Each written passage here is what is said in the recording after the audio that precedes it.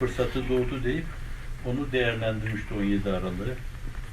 25 Aralık'ı öyle değerlendirmiş. Paralel adını koymuşlardı. O günden bugüne de telaffuz ediyorlar. Bu hadiseler olmadan evvel de böyle güvenlik kurulunda işte terör örgütü diye falan yazdı, çizdi. Hiçbir hukuki mesnedi dayanağı olmadan. İhtimal ki bütün bunların böyle havada kaldığını görünce biraz evvelki mülahazaya bağlayayım. Böyle bir saf terör insanı kullanarak bir kısım saf terör kimseleri harekete geçirdiler. Meseleyi yeniden harekete mal etmek, hususiyle mülemmal etmek için. Ve zaten öteden beri bir iki senedir hep telaffuz ediyor. Bitirelim bunları, bitirelim ama bitirelim mülahazası ta 20 sene ötesine dayanıyor. As a matter of fact, the roots of this intolerance and even enmity dates back to the early 2000s. I met with the current president 2 times in person. One of them was during the party formation period. I'll come back to this. So it appears that this intolerance and jealousy dates back many years. Certain activities, certain institutions that are established by Hizmet participants, such as schools around the world, language and culture olympiads, it appears that they have wanted to achieve this through their NGOs and their institutions, and there is some level of jealousy and intolerance of other groups doing these activities. The roots of this enmity and intolerance dates back to the early 2000s. When I met with him, he was seeking advice and probably support too from various people's opinion leaders in Turkey, and he also came to ask for our thoughts on the future of his party, and I shared some of my thoughts.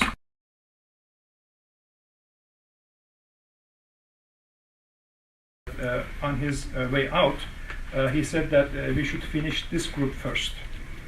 So apparently in early 2000s he was actually planning to target this group when he had the chance.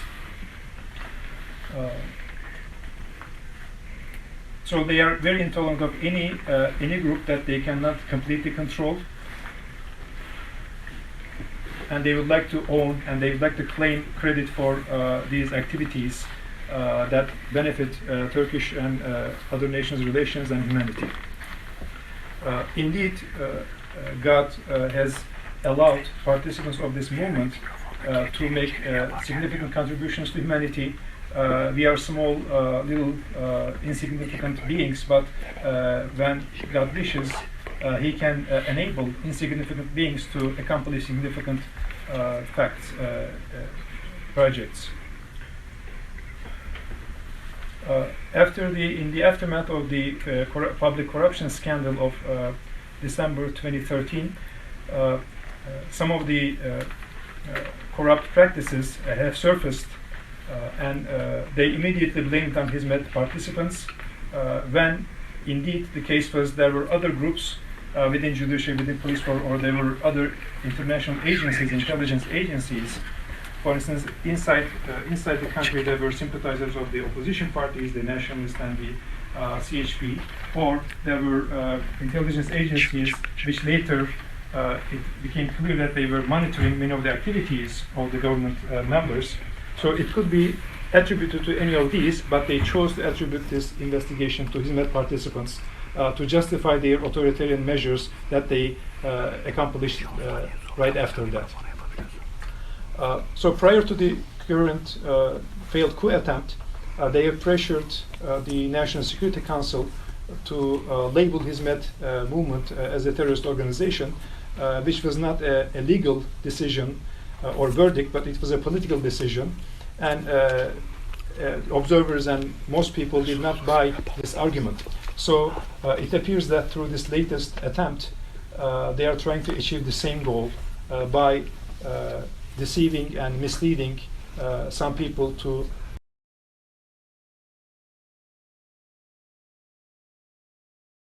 Next. Good evening. In light of the fact that there have been 2 coup attempts now, in 2.5 years. Do you believe that President Erdogan is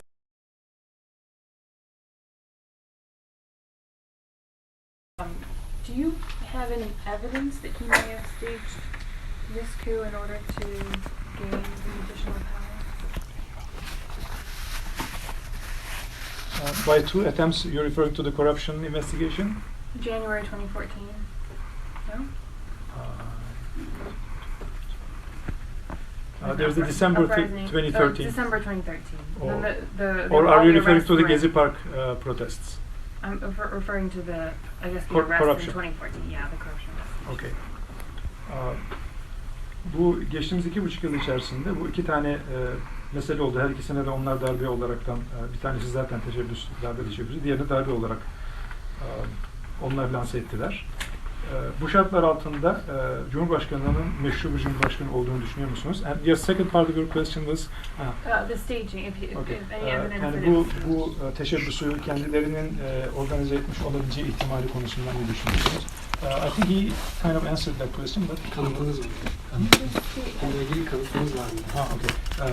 Bu kendilerinin bunu organize etmiş olabileceği fikri düşüncesi konusunda bir delil var mı elde ediyoruz? Estağfurullah. Söylenti yani bir meselenin cereyan şekli esasen böyle bir darbe gibi değil esasen. Bir oyun gibi bir şey. Böyle büyük insanlar işin içinde yok yani eskiden yapılıyordu bunu. Yüksek generaller falan yapıyordu. Şimdi ne seviyede insanlarla bu mesele temsil edildi, realize edilmeye çalışıldı. Onu bilemiyorum. Yani bir işin şekli, cereyan şekli açısından bir senaryo gibi geliyor bana. Bir de söylentiler var yani.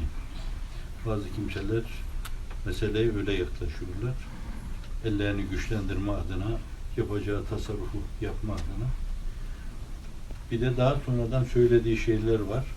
Şimdi elimiz güçlendi, biz ordunun içinde atmak istediğimiz kimseleri rahatlıkla bu kategoride müteala ederek atabiliriz falan gibi.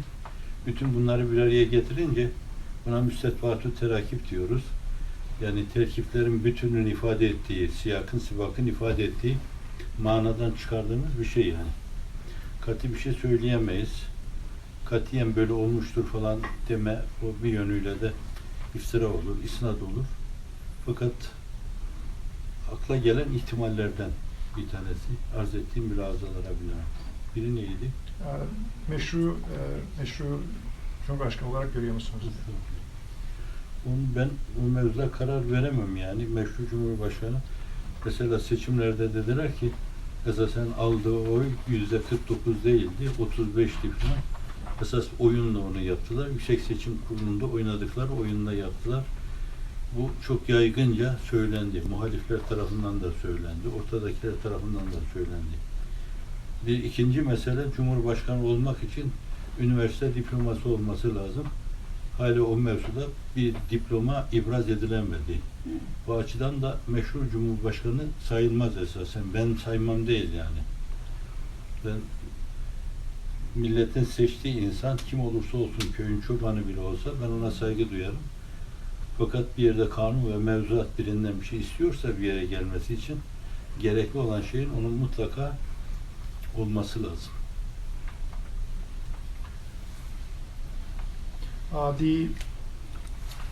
The idea that this could be a coup that was orchestrated, it's a hoax coup. There's a talk in the media, and there's a general pattern.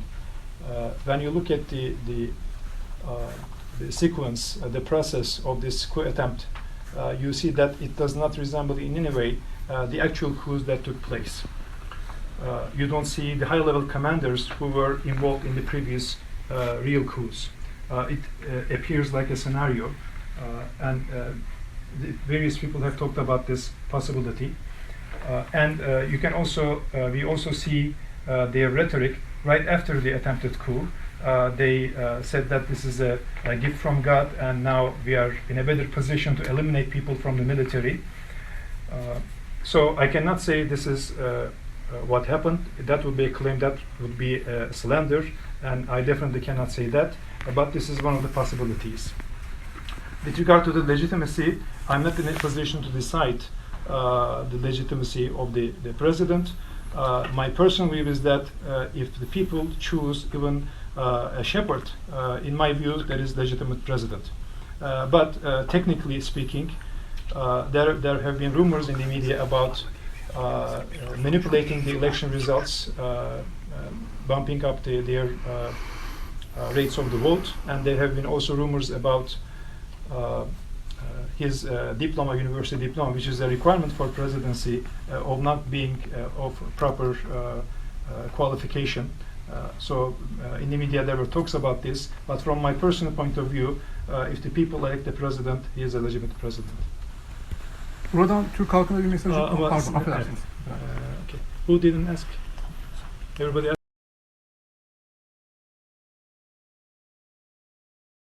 Halkına bir mesajınız var mı? Yani bir tarafta bir kısım isnatlar var, bir kısım kimselerin rahatsızlıkları var.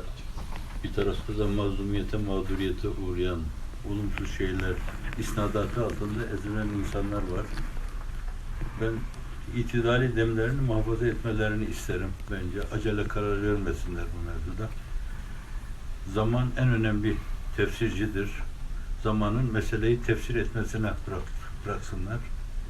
Sonra inandığımız Yüce Allah Celle Celaluhu er geç hakkı hakikati ortaya çıkarır. Herkes de neyin ne olduğunu görür. Evet. Denge bozulmamalı. Bir hayli ayrıştırma olmuştur Türk toplumunda. Onun tamiri çok önemli bir gayret ister. Toplum rehabilite edilmek ister. Bu açıdan da yeni yaralar açmak bence doğru olmaz. O toplumun birliği, bütünlüğü. Bence onun korunması, onun için lazım gelen şeyler yapılması lazım. The country is going through hard times. There are serious accusations. There is a significant level of discomfort with the developments, and there are people who are pressured and persecuted under these accusations. My message to Turkish people is to remain calm, maintain their objectivity. Time is the best interpreter. God, I am sure God will reveal the true nature of the events. People should try to maintain their balance. The society have been polarized significantly within the last few years. We need to heal this polarization. We should not start new wounds. Yani bu yoğun tenkil, baskı, karalama kampanyası esnasında hayatında sizin ideallerinize ve görüşlerinize göre değerlendirmeye çalışan insanlara mesajınız nedir? Yok, anlayamadım. Hayatını sizin ideallerinize göre şekillendirmeye çalışan insanlara bir mesajınız var mı? Estağfurullah. Seven insanlar, sempati duyan insanlar vardır bence. Onlar da şimdiye kadar çok fırtınalar gördük. Ben 27 Mayıs'ta askerlik yapmamış bir imamdım. Yine derdest edilip götürüldüm. Fakat bu ölçüde hakaret görmedim. 12 Mart'ta askerler tarafından darbe yapıldı. Yine içeriye atıldım. Fakat bu ölçüde saygısızlık görmedim. 12 Eylül'de 6 sene kadar aşağı yukarıya dışta dolaştım. Rahmetli Turgut Özal ağırlığını koyarak o zaman başbakandı. Ancak o zaman bir şey ve takipsizlik kararı verdiler. Evet, bu açıdan da bu türlü şeylere defaatle hep maruz kaldım. 28 Şubat'ta işte buraya gelişimin arkasında belki hastaneye geldim ama Mayo Kliniğine. Fakat işte o esnada fırtınalar vardı. Buraya geldiğim zaman da Haziran fırtınası oldu. Defaatle bunu gördüğüm için bir alışmışlık gibi bir şey var. Kaderimiz bu. Bir de hani onlar o mevzudan ne derece o meseleye kanaat ederler, inanırlar bilmiyorum da ben Efendimiz buyuruyor ki eşeddün nâsi belân el enbiyâ thümmel emsel fel emsel. Belanın en çetin, en zorlusu peygamberlere, sonra da ona yakın olanlara derecesine göre gelir. Mesele hep öyle baktım. Belaların bizim bir yönüyle yanlışlarımızı, hatalarımızı göstereceğine inandım. Ümit ediyorum bir davaya gönül vermiş arkadaşlar dünyanın 170 ülkesinde dünya kardeşliği, evrensel insani değerler etrafında örgüledikleri şeyler mevzunda ellerini gevşetmez, yollarına devam ederler. Bu türlü şeyler, fırtınalar karşısında sarsılmazlar Allah'ın izni inayetiyle. şimdiye kadar olanlar gelip geçtiği, tarih olduğu gibi bu son hadisede gelip geçecek ve tarih olacaktır Allah'ın izniyle.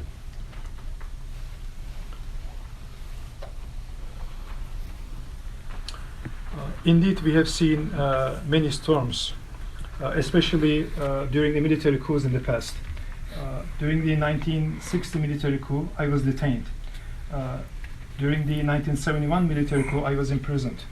During the 1980 military coup, I was on the watch list and was followed for 6 years.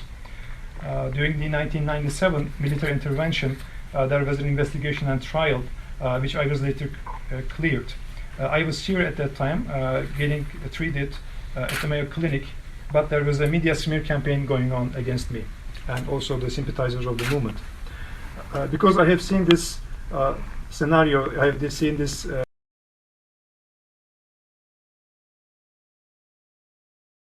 getting used to it. There is nothing really new.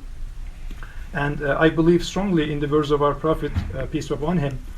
He says that severe tests, calamities will befall upon first on the prophets, and then people who follow them, and then people who follow them. Therefore, such calamities befalling on people, I don't necessarily see them as totally negative, but maybe a sign of them being on the right path. In the 170 countries of the world, Hizmet sympathizers have established institutions to serve the brotherhood, sisterhood of humanity, the human family, and they supported the universal human values. I believe that they will continue their path, and they will not be startled by the storms. Many such storms have passed, and God willing, this will pass as well. Thank you all, and it's best for his health that we swiftly leave the room. Thanks for making time to be here and giving us opportunity. If you want to quickly take a picture of his personal space here, you can do that. So, açabilir misin?